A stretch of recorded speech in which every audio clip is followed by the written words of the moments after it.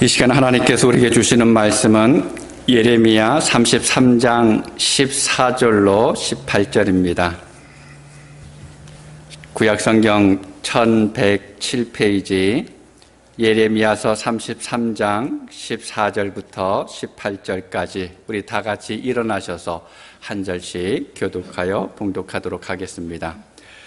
여호와의 말씀이니라. 보라, 내가 이스라엘 집과 유다 집에 대하여 일러준 선한 말을 성취할 날이 이르리라.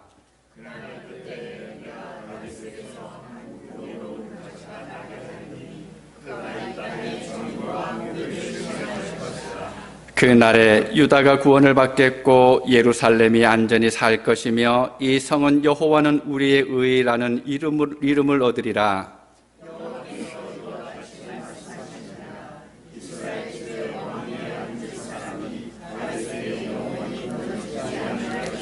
같이 읽습니다. 내 앞에서 번제를 드리며 소제를 사르며 다른 제사를 항상 레위 사람 제사장도 끊어지지 아니하리라 하시니라. 아멘. 자리에 앉아주시기 바랍니다. 자, 오늘은 대림절 두 번째 주일입니다. 아시는 것처럼 대림절은 성탄절 전에 네 번째 주일부터 시작을 하게 되죠. 그래서 나를 구원하시기 위해서 사람의 몸으로 이 땅에 오신 그 예수님에게 우리 감사와 또 찬양을 돌리는 동시에 다시 오시겠다고 약속하신 주님의 말씀을 우리가 믿고 그 주님을 맞이할 준비를 하는 절기입니다. 그런데 우리는 주님이 언제 오실지 알지 못하죠. 그렇기 때문에 우리는 항상 준비를 해야만 합니다. 그래서 정확하게 이야기한다 그러면 우리의 전생애가 대림절로 지켜져야 합니다. 어떤 특정한 기간만 우리가 주님 맞이할 준비하는 것이 아니라 우리가 살아가는 모든 시간 동안에 우리가 호흡하면서 또 생명이 있는 그 모든 시간이 바로 주님께 감사하고 주님을 기다리는 그러한 시간이 되어야 합니다. 스코트 헤이프먼이라는 사람이 이런 말을 했습니다. 환경은 변할지라도 미래는 하나님의 인격만큼 확실하다. 무슨 일이 있어도 하나님을 믿는 이들은 그 말씀에 소망을 품는다. 사람들은 이 땅을 살아가면서 이제 환경이 변하고 상황이 급작스럽게 변하면 좀 혼란에 빠지게 되죠. 그래서 어떻게 해야 될지 몰라서 우왕좌왕하고 방황하기도 합니다. 때로는 사람의 힘을 의지해서 눈앞에 있는 문제를 해결해 보려고 노력하기도 하지만 그런데 어떤 때는 그러면 그럴수록 점점 더 수렁에 빠질 때도 있습니다. 여러분, 그때 우리는 어떻게 해야 될까요? 우리가 무엇을 붙잡아야 합니까? 우리가 삶 속에서 문제를 만날 때 무엇보다도 먼저 하나님의 말씀을 찾아야 합니다. 말씀을 붙들어야 합니다. 어떤 일에 실패했을지라도 또 때로는 넘어졌을지라도 그 상황에서 아무것도 보이지 않는다 할지라도 하나님의 말씀을 붙들고 또 그 말씀에 귀를 기울이다 보면 어느 순간에 다시 보게 되어지고 또 일어나고 걸을 수가 있습니다. 이것이 그리스도인이 누리는 복입니다. 특권입니다. 세상의 것은 언젠가는 시들고 사라지게 돼 있습니다. 변하고 달라집니다. 그러나 하나님의 말씀은 변하지 않고 영원합니다. 그 영원한 말씀을 붙들므로 인해서 절망을 뛰어넘고 또 그것을 기회의 발판 삼아서 앞으로 우리가 나갈 수가 있다는 겁니다. 2024년 보내는 마지막 달입니다. 때로는 불안한 순간도 있고 또 새로운 한 해는 어떤 일들이 우리 앞에 일어날까라고는 설레임보다는 또 두려움 속에 있기도 합니다. 또 지금의 상황은 어수선하기도 합니다. 지금 이 순간에 우리는 무엇보다도 말씀을 붙들고 소망 가운데 살아갈 수 있어야 합니다. 말씀이 우리에게 주시는 그 길들이 무엇인지를 발견할 수 있어야 합니다. 그런 여러분 되시기를 바랍니다. 여러분 혹시 예레미야 선지자의 별명이 무엇인지 아시나요? 눈물의 선지자입니다. 예레미야는 그 이스라엘의 나라와 백성들이 살아가는 그 모습을 바라보면서 늘 울었습니다. 눈물을 흘리면서 하나님의 말씀하신 심판의 메시지를 전했습니다. 예레미야 선지자 시대의 이스라엘은 찬바람이 매섭게 몰아치는 추운 겨울날, 이제 해가 점점 넘어가고 있는 그것처럼 희망이라고 하는 것이 전혀 보이지 않았습니다. 눈앞에서 사람들이 포로로 잡혀가는 것을 보면서 마음이 움츠러들기도 하고, 또 그로 인해서 다른 사람들을 돌아볼 여유가 생기지를 않습니다. 그러다 보니까 감사나 하나님의 은혜를 생각할 겨를이 없습니다. 미래를 기대한다라고 하는 것은 상상할 수가 없는 그러한 현실입니다. 그런데 그렇게 포로로 잡혀가는 삶, 희망이 없는 삶, 절망의 삶을 살아가고 있는 그들에게 하나님께서 약속을 주십니다. 예레미야서 33장 6절과 7절입니다. 우리 화면을 보면서 원문 번역 성경으로 한 목소리로 읽도록 하겠습니다. 그러나 보라, 내가 이 성읍을 치료하여 고쳐 낫게 하겠고 그들에게 넘치는 번영과 안정을 나타내 보여주겠다. 내가 유다의 포로와 이스라엘의 포로를 돌아오게 해서 처음처럼 다시 세워주겠다. 처음처럼 다시 세워주겠다라고 말씀하고 있습니다. 우리가 읽는 개역 성경에 개역 개정에 보면 처음과 같이라고 되어 있습니다. 오늘 우리가 읽은 본문에서는 하나님께서 예레미야 선지자에게 말씀하신 처음처럼, 옛날처럼 처음과 같이 세워주겠다라고 하는 그 예언이 성취될 날에 대해서 이야기해 주고 있습니다. 예레미야 선지자는 지금 성민 이스라엘이 왜 이토록 어려움과 고난에 처하고 있는지, 그 이유가 무엇인지를 분명하게 알고 있었습니다. 그래서 예레미야 선지자는 하나님의 말씀을 백성들에게 울면서 전달합니다. 너희가 내게 기도하면 내가 들을 것이다. 너희가 온 마음으로 나를 찾으면 나를 만날 것이다. 너희가 내 말을 들으면 살 길이 있다. 나는 너희 하나님이 될 것이고 너희는 내 백성이 될 것이다. 그러면서 하나님의 마음이 어디에 있는지, 하나님의 뜻이 무엇인지를 간곡하게 계속해서 울면서 선포하고 있습니다. 그런데 문제는 무엇입니까? 이렇게 하나님의 뜻을 전하면 하나님의 백성인 이스라엘 사람들이 듣고 그 고통 중에 있는 이유가 무엇인가를 깨닫고 나서 하나님께로 나와 회개해야 되는데, 하나님의 은혜를 구해야 되는데 그러지 못하고 있다라는 것입니다. 오히려 권력자들, 종교 지도자들, 백성들이 비록 성전에 나가서 예배도 드리고 예물도 드리기는 했지만 하나님의 뜻이 무엇인지 알려고 하지 않았습니다. 하나님의 마음에는 관심조차 없었다라는 겁니다. 그들은 이방신과 세상과 하나님을 자신들의 필요에 따라서 적당히 섬겼습니다. 이렇게 하나님의 백성들이 하나님과 세상을 겸하여서 적당히 섬기려고 하니까 하나님의 말씀이 백성들의 삶 속에는 아무런 영향이 없습니다. 하나님의 말씀이 힘이 없습니다. 이스라엘 백성이 하나님의 말씀에 의한 통치나 다스림을 거부하고 있습니다. 하나님의 마음을 외면하고 있습니다. 그러면서 이스라엘은 더더욱 타락해져 가고 하나님으로부터 멀어져 갑니다. 그렇게 하나님의 백성이 말씀을 무시하고 외면하는 그 모습을 바라보면서 예레미야 선지자는 너무 안타깝고 답답하고 슬펐습니다. 그래서 말씀 전할 때마다 눈물을 흘렸습니다. 울었습니다. 그래서 별명이 눈물의 선지자입니다. 그것뿐만이 아니죠. 거짓 선지자들이 있었습니다. 하나님의 말씀이 아닌데도 불구하고 이것이 하나님의 뜻이다라고 선포하면서 살아가고 있는데, 엉터리로 예언하고 있는데도 불구하고 백성들 사이에서 거짓 선지자들이 존경을 받습니다. 풍족하게 살아가고 있습니다. 그러면서 하나님의 뜻대로 선포하는 예레미야 선지자를 향해서 너는 거짓말쟁이다, 너는 하나님의 말씀을 선포하는 것이 아니다 라고 하면서 핍박하고 옥에 가두고 맙니다. 예레미야서 33장 1절을 우리 함께 읽도록 하겠습니다. 예레미야가 아직 시위대 뜰에 갇혀 있을 때에 여호와의 말씀이 그에게 두 번째로 임하니라. 지금 예레미야 선지자는 갇혀 있는 신세입니다. 하나님의 말씀을 따라서 예루살렘이 바벨론에 의해서 함락될 것이고 또 이스라엘 백성들이 포로로 잡혀갈 것이다라고 예언하자 이 사람들이 예레미야가 적들과 내통했다라고 해서 시위대들에 가두어 두고 말았습니다. 누가 봐도 예레미야의 몰골이 우스운 상태입니다.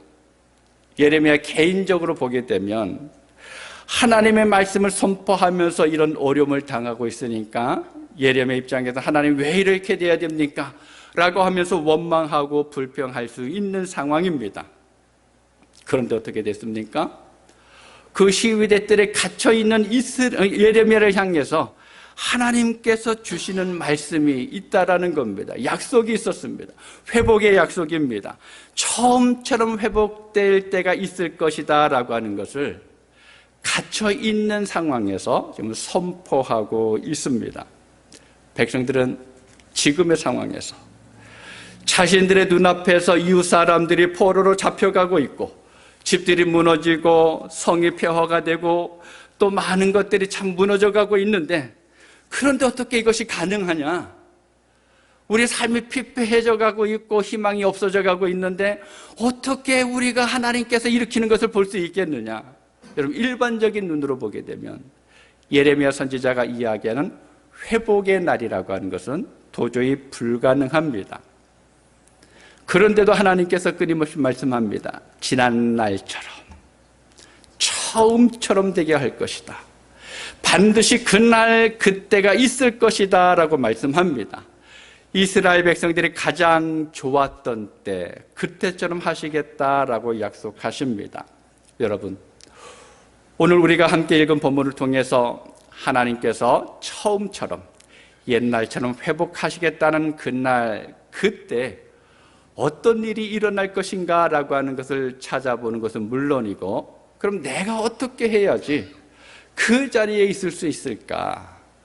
내가 어떤 모습으로 살아가야지 그 자리를 볼 수 있을까라고 하는 것을 생각해 볼 수 있기를 바랍니다. 여러분 그날 그때 무슨 일이 일어납니까? 본문 14절입니다. 함께 읽겠습니다. 여호와의 말씀이니라. 보라, 내가 이스라엘 집과 유다 집에 대하여 일러준 선한 말을 성취할 날이 이르리라. 그날과 그때는 이스라엘 집과 유다 집에 일러준 선한 말을 성취할 날이다라고 이야기합니다. 여러분 기본적으로 이 선한 말이라고 하는 것은 이스라엘 백성의 회복을 의미하는 것입니다. 그런데 이것은 단지 이스라엘 백성들이 바벨론 포로에서 회복되는 것만을 이야기하는 것이 아닙니다. 하나님께서 일러주신 선한 말은 이 땅에 있는 모든 사람을 향한 구원의 약속을 포함하고 있습니다. 그런데 하나님께서 이 선한 말씀에 대해서 그날 그때에 성취할 것이다 라고 말씀하고 있습니다. 하나님께서 우리에게 주시는 약속의 말씀이 있는데 그 약속을 이룰 때가 있습니다. 하나님께서 따로 정해놓고 계시다라는 겁니다. 하나님은 때를 따라 일하시는 분입니다. 하나님께서 그때그때 상황을 봐서 감정에 따라서 일하시는 분이 아니십니다. 하나님께서는 모든 일을 질서 있게 행하십니다. 작정하시고 계획하신 대로 때에 맞춰서 일을 하십니다. 그렇기 때문에 하나님의 약속을 받은 믿음의 사람들에게 있어서 중요한 삶의 태도가 있습니다. 그것이 무엇입니까? 약속의 때가 이루어지기를 기다리는 것입니다. 인내하면서 기다리는 것입니다. 하나님의 약속을 받은 사람들은 그 약속이 반드시 성취될 것을 믿고 그날을 인내로 기다려야 합니다. 약속의 성취를 믿고 끝까지 기다리는 사람이 바로 그 약속의 성취의 자리에 참여할 수가 있습니다.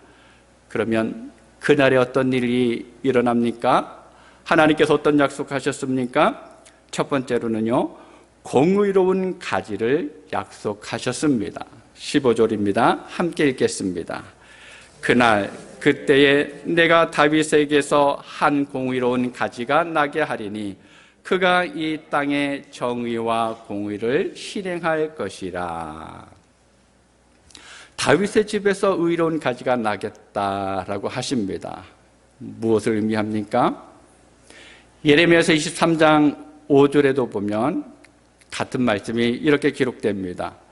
여호와의 말씀이니라. 보라, 때가 이르리니 내가 다윗에게 한 의로운 가지를 일으킬 것이라. 그가 왕이 되어 지혜롭게 다스리며 세상에서 정의와 공의를 행할 것이며. 오늘 우리가 읽었던 본문의 마지막 부분에도 보게 되면 왕위에 앉을 사람이 영원히 끊어지지 않을 것이고 제사장도 끊어지지 않을 것이다 라고 기록하고 있습니다. 그런데 어떻게 됐습니까? 여러분, 현실은 어떻게 됐습니까? 바벨론에 의해서 나라가 망해서 다윗 왕조가 몰락했습니다. 이제는 다윗의 혈통 가운데서 왕이 나온다는 것은 생각조차도 어렵게 됐습니다. 나무에 비유한다 그러면 이 다윗 왕가는 다시 소생할 수 없는 썩은 고목이 되고 만 것입니다. 실제로 이후에 다윗의 왕가에서 왕이 나온 적이 없습니다. 그런데 하나님께서 이렇게 몰락할 것을 알고 계셨을 텐데, 더 이상 다윗 족속에게서 왕이 태어나지 않을 것을 알고 계셨을 텐데, 여러분 어떻게 하신다고 약속하고 있습니까? 썩은 고목나무에 꽃이 필 때가 있죠. 분명히 다 부서질 것 같은데 어느 한 기퉁이에 싹이 나면서 꽃이 필 때가 있습니다. 그것처럼 한 의로운 가지가 나게 하리라. 비록 다윗 왕조가 몰락하기는 했지만, 육신적인 왕은 세워질 수가 없지만, 그러나 하나님의 약속은, 하나님의 생명은 여전히 유효하다라는 것입니다. 그러면 그 의로운 가지가 무엇입니까? 바로 우리를 위해서 사람의 몸으로 세상에 오신 만왕의 왕이 되시는 예수 그리스도를 이야기하는 것입니다. 여러분, 예수 그리스도라는 은혜의 순이 돋아나게 하셨습니다. 하나님께서 다윗에게 약속하신 것처럼 그의 후손으로 나신 예수 그리스도를 만왕의 왕으로 세우셔서 세상의 모든 사람을 구원하는 역사를 이루셨습니다. 그리하여서 그를 영원히 패하지 못할 왕의 자리에 서게 하셨고, 그를 통해서 영원한 생명의 나라인 천국을 굳건히 세워 가셨습니다. 여러분, 이것이 하나님의 계획이고 하나님의 뜻입니다. 그러므로 하나님의 구원을 소망하는 사람은 그 소망이 큰 것만큼 인내하면서 기다릴 수 있어야 합니다. 우리가 빨리 천국에 들어가고 싶다고 해서 내 마음대로 갈 수 있는 게 아닙니다. 하나님의 때가 있다라는 거예요. 하나님께서는 약속하신 바를 정하신 때에 그대로 이루실 것이고, 우리의 소망과 확신이 헛되지 않을 것을 우리는 분명하게 믿을 수 있어야 합니다. 두 번째로는요, 구원과 안전을 약속하셨습니다. 16절 전반부에 이렇게 기록합니다. 그날에 유다가 구원을 받겠고 예루살렘이 안전히 살 것이며. 그날에 언제입니까? 하나님께서 다윗에게 한 의로운 가지를 일으킬 때입니다. 다른 말로 이야기하면 독생자께서 사람의 몸을 입고 세상에 오시는 때입니다. 여러분, 구원은 그리스도 안에 있습니다. 요한일서 5장 12절에 보면 사도 요한이 이렇게 선언합니다. 우리 함께 읽도록 하겠습니다. 아들이 있는 자에게는 생명이 있고 하나님의 아들이 없는 자에게는 생명이 없느니라. 아멘. 예수 그리스도께서 내 안에 거하시는 것이 생명이고 구원입니다. 예수님을 내 안에 모시고 살아가는 것이 바로 천국을 향한 발걸음입니다. 여러분, 성경은 구원받은 우리에게 계속해서 경고해 주는 말씀이 있습니다. 마태복음 22장에 보면 예수님께서 천국을 자기 아들을 위해서 혼인잔치를 베푼 어떤 임금에 비유해서 말씀을 하십니다. 이 말씀을 읽다 보면 천국 백성의 조건이 나오죠. 첫째는 청함을 받아야 합니다. 잔치에 들어온 사람은 청함받은 사람입니다. 물론 처음 청함받은 사람이 오지 않음으로 인해서 길거리를 다니면서 다 불러드렸지만 결국 그 사람도 청함받은 사람입니다. 이제 두 번째 조건이 나옵니다. 무엇입니까? 예복을 입어야 합니다. 청함을 받았다고 해도 누군지 다 들어오라고 청함을 했지만 그러나 준비된 예복을 입지 않은 사람은 쫓겨났습니다. 여러분, 천국에 들어갈 예복이 무엇일까요? 우리가 입어야 할 예복이 무엇입니까? 여러분, 화려하고 비싼 옷인가요? 아닙니다. 예수를 믿음으로 하나님이 의롭다고 인정하시는 옷입니다. 그것을 칭의라고 이야기합니다.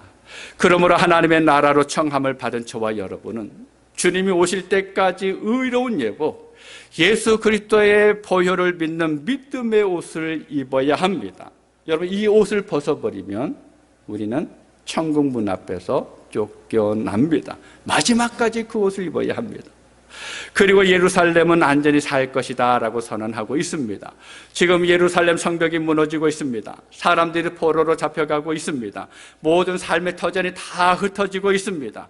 그런데 하나님께서는 그 예루살렘이 안전하게 될 것이다 라고 말씀하고 있습니다. 여러분, 하나님의 백성들이 살 길이 무엇입니까? 여러분, 백성들이 살 길이 어디에 있습니까? 아모스 5장 4절을 보면 여호와께서 이스라엘 족속에게 이와 같이 말씀하시기를 너희는 나를 찾으라 그리하면 살리라 라고 말씀하셨습니다. 유다가 망하고 이스라엘이 망하고 예루살렘의 성이 파괴되고 백성들이 포로로 잡혀가게 된 이유가 무엇입니까? 하나님을 찾기보다는 다른 것을 찾았기 때문에 그렇습니다. 하나님을 향해 나가는 것이 아니라 다른 것을 향해서 나갔기 때문에 그렇습니다. 그런데 하나님을 찾으면 살 것이다라고 막 이야기하고 있습니다. 지금이라도 모든 것이 망했다라고 생각되어지는 그 순간이라도 하나님을 찾으면 살게 될 것이다라고 하나님께서 말씀하고 있습니다. 이스라엘 백성들은 바벨론의 포로로 잡혀갔던 그 70년의 삶을 살아가면서 이 사실을 깨달았습니다. 하나님만이 살 길이라고, 하나님의 말씀을 붙들고 하나님의 뜻 안에 있는 것이 참된 삶의 길이라고 하는 사실을 알았습니다. 그리고 나서 하나님을 알기를 위해서 하나님을 갈망했고 또 때가 되었을 때 고향으로 이스라엘 백성들은 돌아올 수가 있었습니다. 하나님을 찾으면 하나님을 만나게 되고 그리고 그 삶은 안전하게 될 것입니다. 마지막 세 번째로는요, 여호와가 우리의 의가 되리라 라고 약속하셨습니다. 본문 16절 함께 읽도록 하겠습니다. 그날에 유다가 구원을 받겠고 예루살렘이 안전히 살 것이며 이 성은 여호와는 우리의 의라는 이름을 얻으리라. 뒷부분이 지워졌습니다. 자, 여러분 말씀을 잘 보시기 바랍니다. 유다가 구원받아서 예루살렘에서 안전하게 사는데 그 성 이름을 무엇이라고 부릅니까? 여호와는 우리의 의. 예루살렘 성 안에서 살아가면서 이 성을 향해서 여호와는 우리의 의다라고 부르겠다라는 것입니다. 여러분, 우리가 의로워서 된 것이 아니라 우리가 무엇인가를 잘해서 구원받은 것이 아니라 하나님께서 하나님의 의로 우리를 의롭게 하셨다는 것입니다. 나는 전혀 아니었었는데, 나는 하나님의 의에 대해서 몰랐었는데, 그런데 전적으로 의로우신 하나님께서 나를 의롭다 여기셔서 하나님의 나라에 살게 하셨습니다. 하나님은 의로운 왕이십니다. 세상의 왕들은 죄와 연약함으로 가득했고 또 때로는 욕심으로 가득했지만 하나님께서 세우신 한 왕이신 예수 그리스도께서는 온전히 의로우신 왕입니다. 왜냐하면 그분은 근본 하나님이시기 때문에 그렇습니다. 죄와 허물이 없는 완전한 존재이기 때문에 그렇습니다. 그분은 이 땅에서 자기 백성을 정의와 공의로 다스릴 것이다 라고 선포합니다. 그런데 우리가 기억해야 할 것이 하나 있습니다. 그리스도는 본성만 의로운 분이 아니라는 겁니다. 본성도 의로운 분이시지만 그분의 모든 행동 또한 의로움에서 나왔고 의로움으로 나타났다라는 것입니다. 그분의 의로운 행동으로 말미암아서 우리는 구원받았습니다. 예수님께서 십자가에 달리신 그 일은 의로움에서 나타난 것입니다. 그 의로움의 결과로 우리는 하나님의 나라를 소유하게 됐습니다.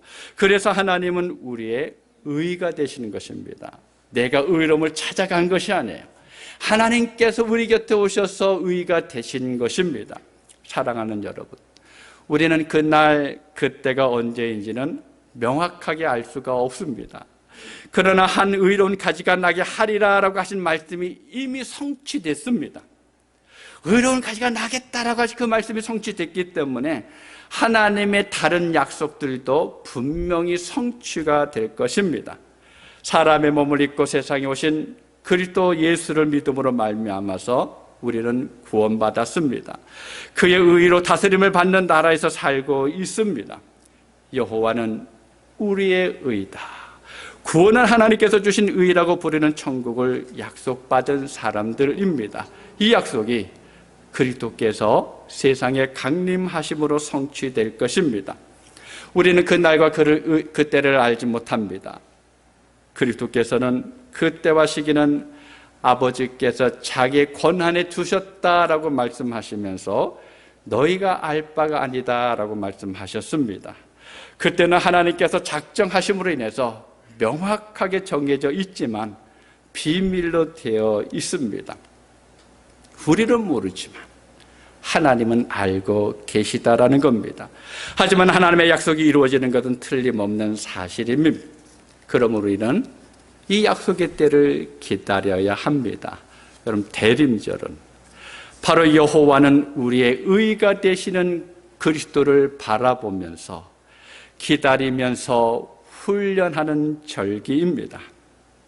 매주 촛불이 하나씩 더 밝혀지면서 그날을 바라보면서 믿음을 갖고 인내함으로 기다리는 사람만이 약속의 성취에 참여할 수가 있습니다. 오늘 예배하는 우리는 하나님의 약속을 신뢰하며 그것을 인내로 기다리는 믿음의 사람이 되어야 할 것입니다.